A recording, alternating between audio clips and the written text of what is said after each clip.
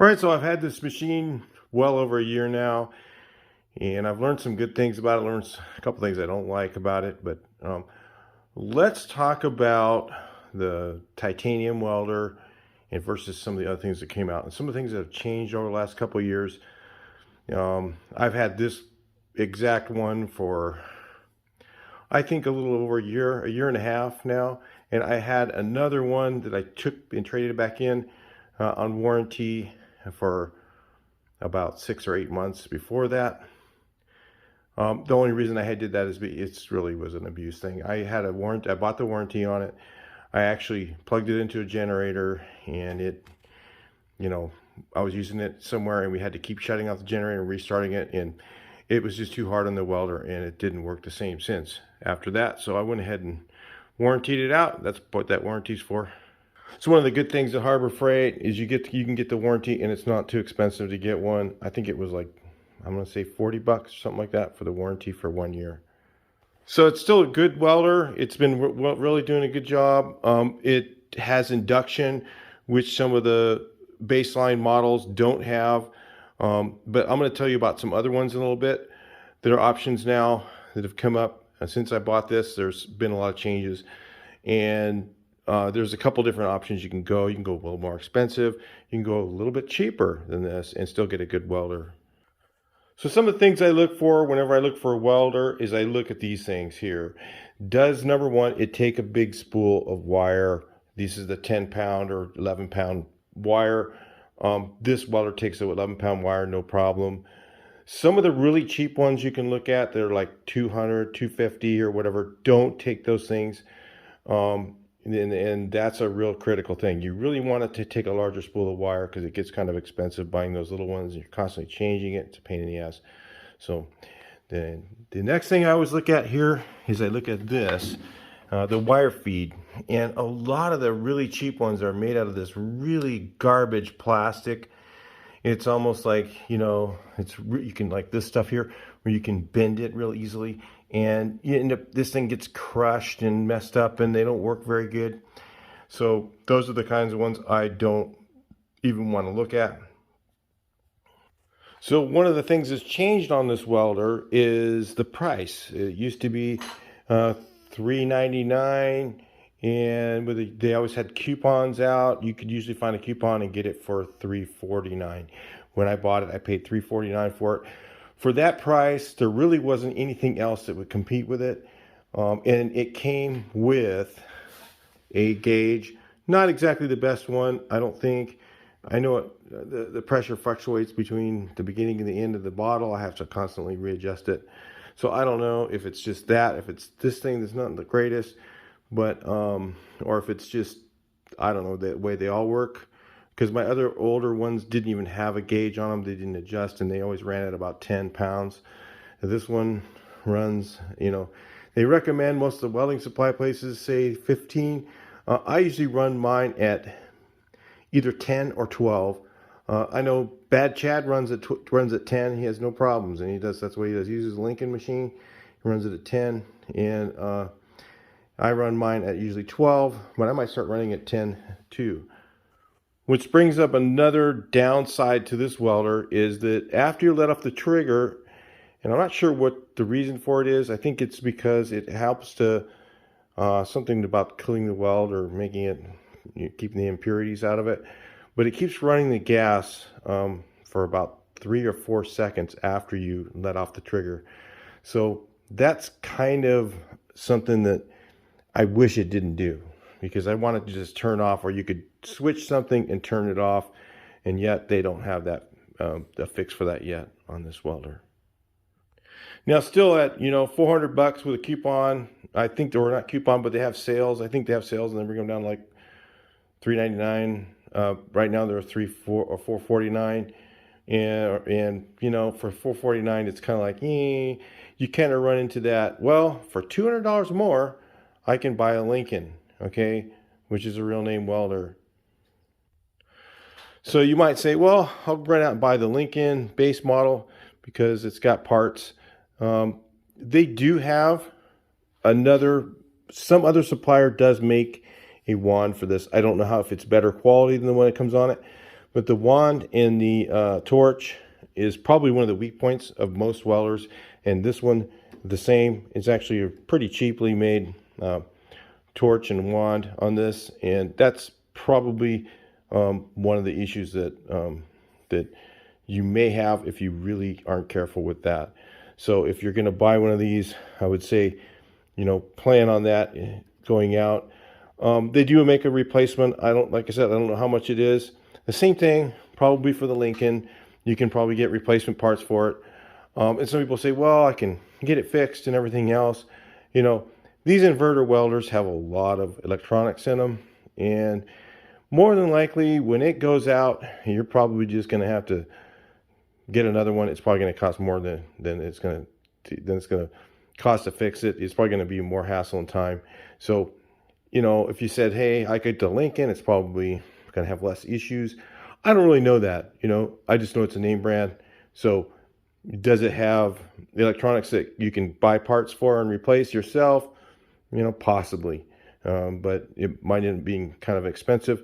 So if you're going to go up to that, that's up to you. Again, if you want to spend a little more money, you can get a Lincoln brand for I think they have them at Lowe's or Home Depot. It's like $649 right now, and $699 or something like that to $699. But the disadvantage is I don't think it has the induction on it. I just looked at it. I haven't really used the welder, so I don't know. But I think it does not have the induction, which this has, and the other one that I'm going to talk to you about in a minute also has. So again, I'm always looking for those things. I look for how good. So if you're looking at cheap welders, let's just kind of go over the ones maybe not to buy. And there's always ones that typically they have one knob, and it's for wire speed. They'll have one knob on the face, and it'll be for just wire speed. So, and then they'll have 4 switches. So they'll have 1 and 2, 3 and 4, and you can move those switches all around, and that adjusts your heat.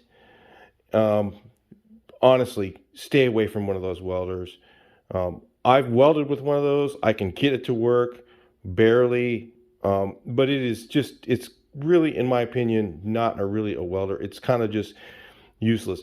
This welder welds amazing, and there's nothing wrong with the welding on this. It really you can weld, anything from 1/4 inch down to 22 gauge or even thinner maybe, and you can adjust this welder around and really get, a good weld on a lot of things.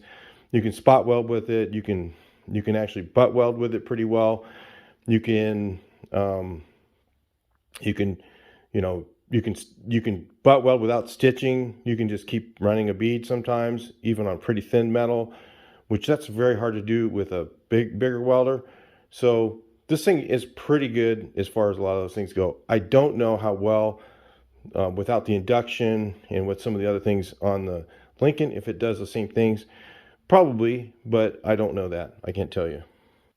So I was looking around on Amazon, and they have a brand, and I'm trying to get one. We're going to see if we can get one. If I can get one from them, I'll be doing a review on it, just because I want to have another option for you guys who, the $449 starts to get a little bit steep, okay, for some people just starting out.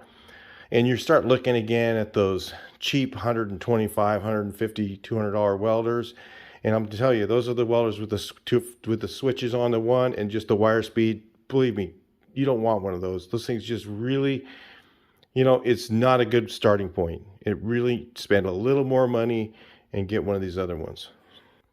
So they have one on Amazon called Tool, Tooliom, I-U-M. Toolium. They have a MIG 200. It's 200 amp, and it's 110 and 220 both, and it's a multi-use machine. So and I've seen them as cheap as about $300. Okay, now the thing that it doesn't come with is your flow gauges, which you can get one on Amazon for about $30 or so, 30, $35. So you can get one of those for your gas. I highly recommend using gas, especially if you're doing sheet metal in a car. And like I said, on this welder, I got a 150 tank. because I go through a ton of gas, and that's one of the things I don't like about this welder again, is that it just keeps running that gas for that extra 3 seconds. And so I have to go through a lot of gas, and it is pretty expensive to do. So that's why I'm looking at some of these other welders as well. I'm like, well, maybe if I got one, I could try it and see, and then see if I would recommend it to other people. But so far, I'm looking at some other reviews on it. Some other guys have done reviews on the same welder. And the cool thing is a 3-in-1 welder. So it has it can do stick, TIG, and MIG.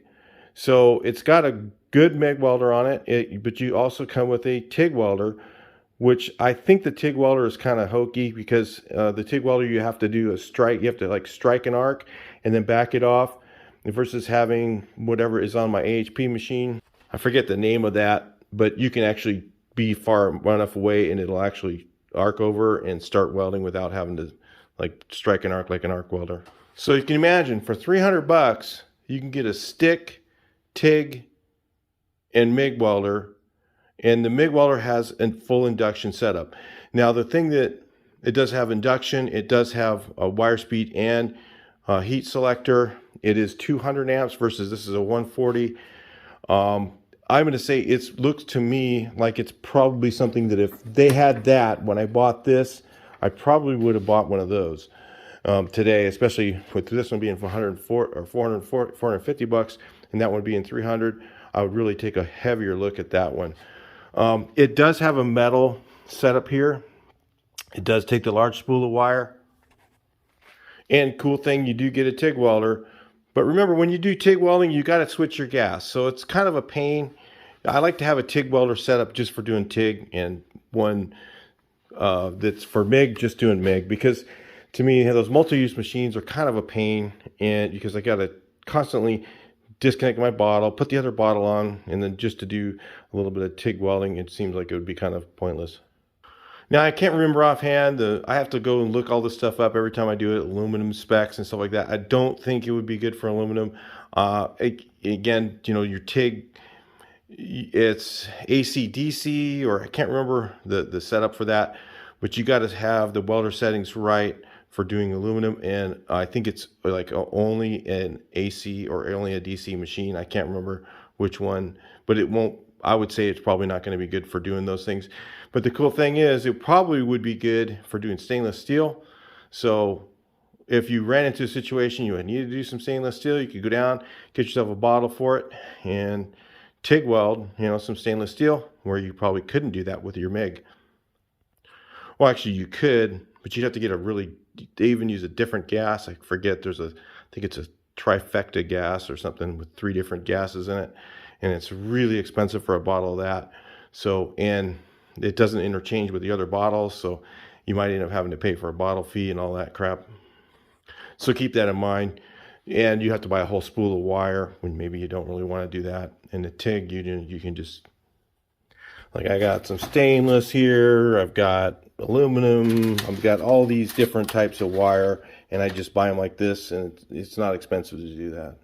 So it's kind of cool while I was looking at it. Hopefully, I've reached out to them. Hopefully maybe they'll send me one out that, you know, or they can give me some deal or special thing on it where I can open up the box and review it for you guys. I was looking at it. I'm really tempted just to even buy one for the price. You know, 300 bucks, you know, really isn't not much to spend on a welder.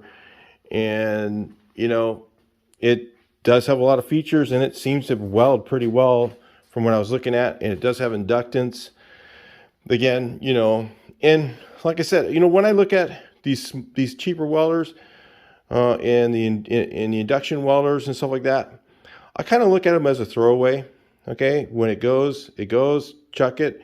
And when I look at, you know, the Lincoln, I think it's probably kind of in that same category where, you know, it's 700 bucks and it's a inverter welder.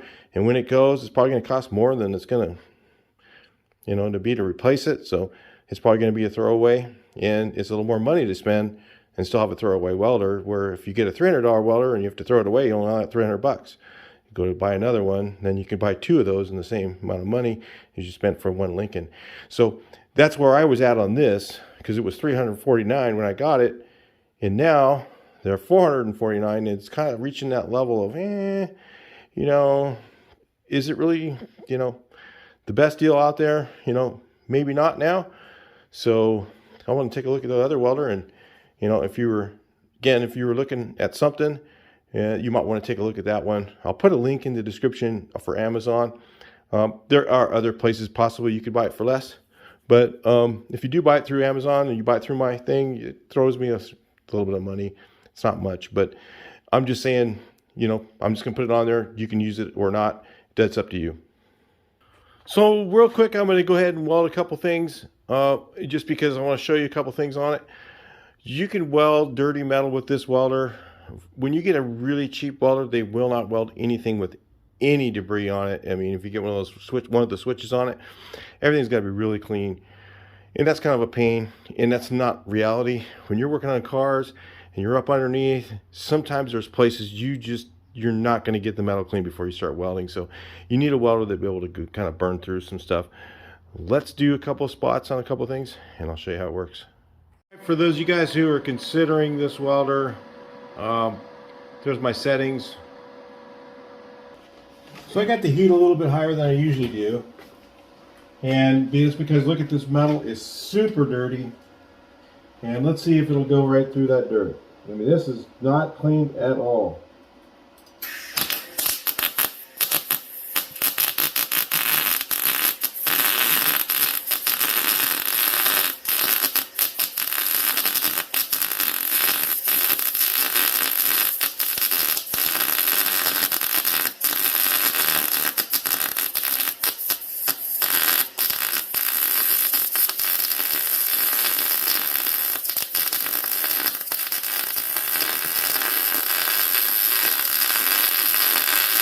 I'm going back over what I just did, because once it's hot,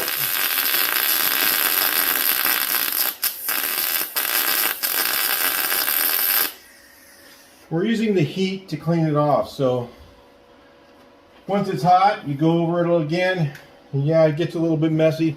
Not exactly the most beautiful weld. But I'm going to tell you right now that that will hold.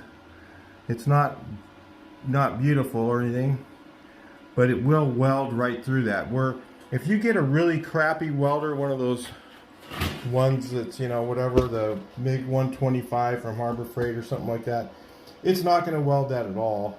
You know, it's just going to, the wire's just going to bounce all over the place. It's not going to burn through it.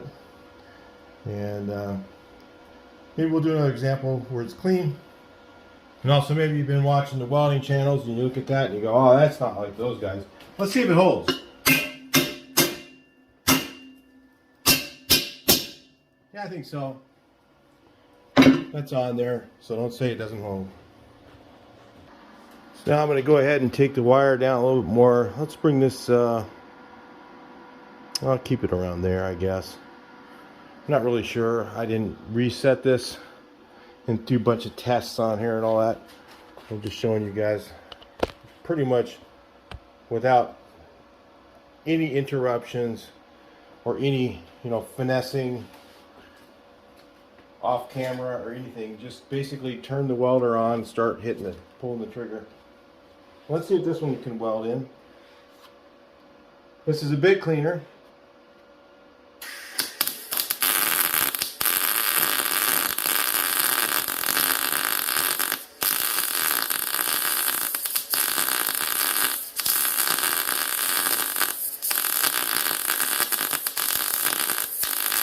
Really can't see very good in here.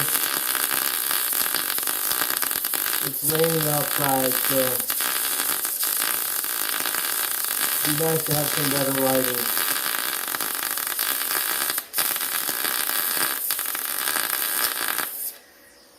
If you notice, that was a little less poppy. I started out a little bit on the rough side. You could hear the poppiness going in the beginning. If you look at my weld towards the end, starts to get a lot better. Let's take a look here.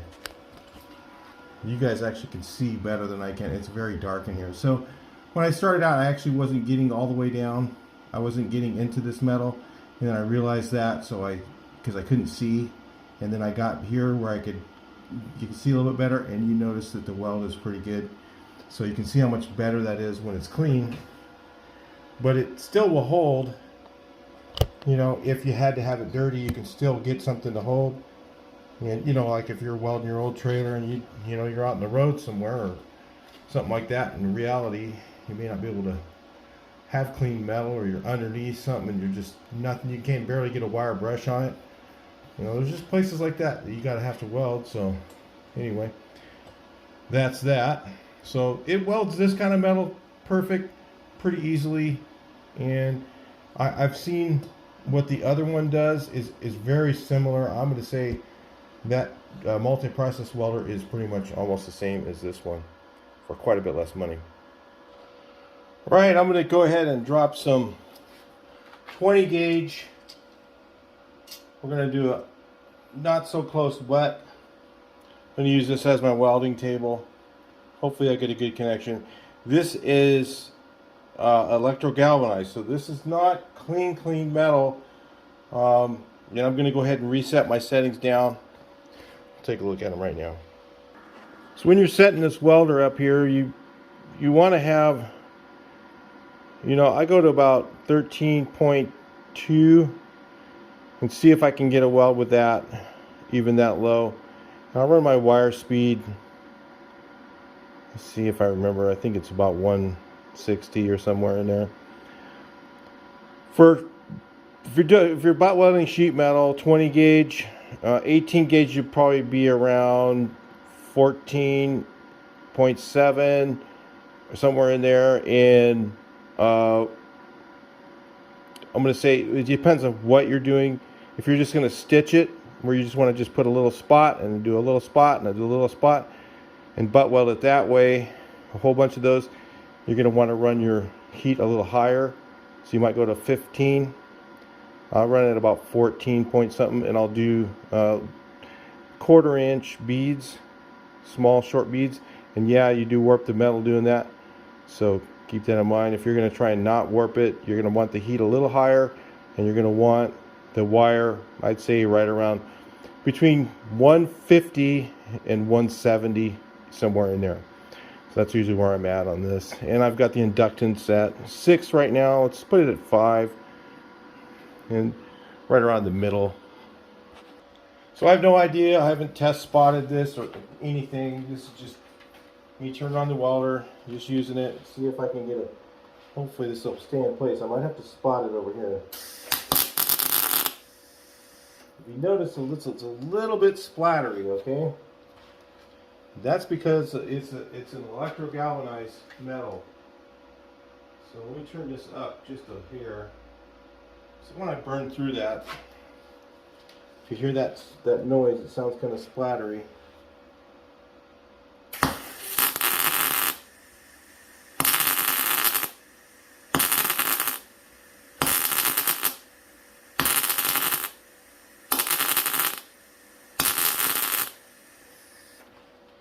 Alright, so that's not the cleanest metal, and if you can see,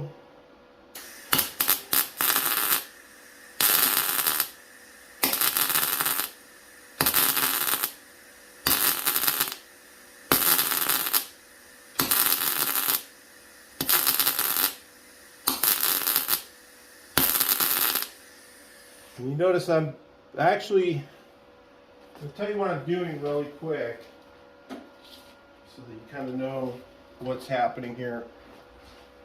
I'm actually welding from this piece of metal to that one. So I'm actually going across. And it gives me enough time at that heat to be able to actually, instead of just having to just spot it, I'm actually going this direction. Okay?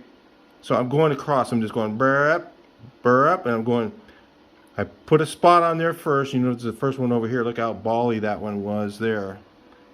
Let's get you up close so you can see. When I spotted it was pretty bally. I didn't hold it long enough. I didn't get it to penetrate. And if you can see, this is really penetrated, I can tell. But it's not really hot. You don't see those blue rings a lot around it. So this welder, you can really, If I tried doing that with my 220 welder, I'd have holes all in there. I would have a lot of problems. So these smaller inverter welders are really good for sheet metal. This is the king of sheet metal in my opinion. All right, let's take a look at the other side. You can see didn't penetrate all the way through the way I usually do. Well, especially, you know what it was? It's because I was on that piece of sheet metal. If you can see over here where I started, where the pliers are, where I was off of the piece of sheet metal, that piece of sheet metal was soaking up some of the heat, so it wasn't able to go through that very well. And so that's why it didn't. Normally it would. I'd get penetration more like what you see in the beginning. If you see that little tiny spot there, right there, that's all the way through, and you can see the weld on the other side.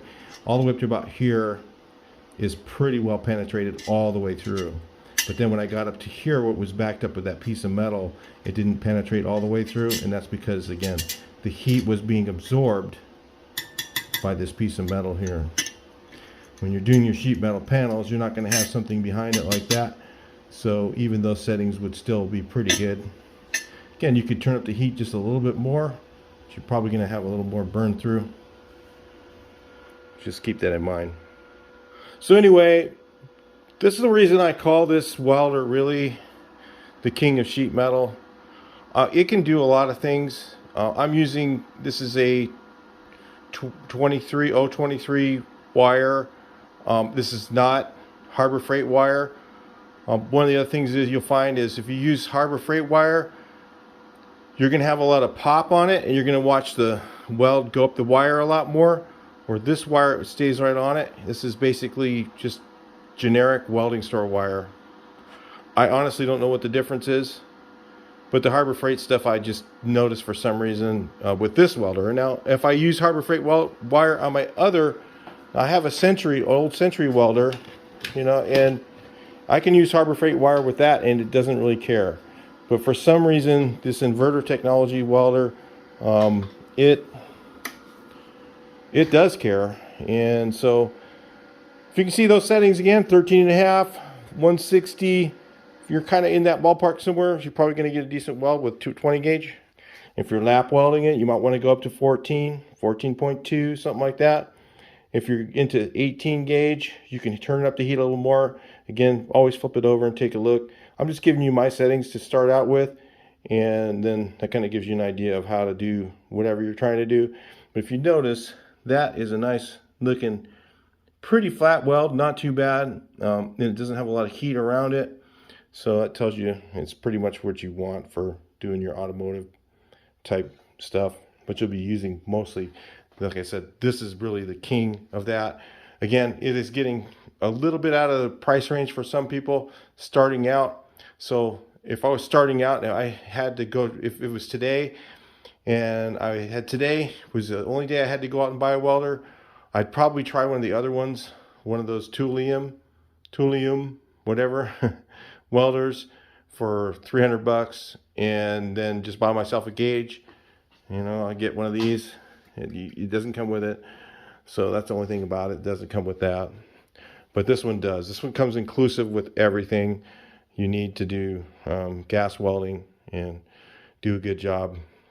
So does the Lincoln. So if you want to spend a little more money and you want to get a name brand, get the Lincoln.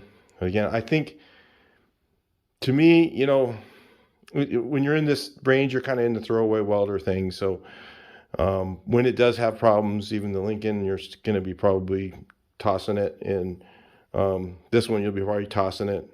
You know, with the options are, this one you can get a warranty and replace it every year for like $40.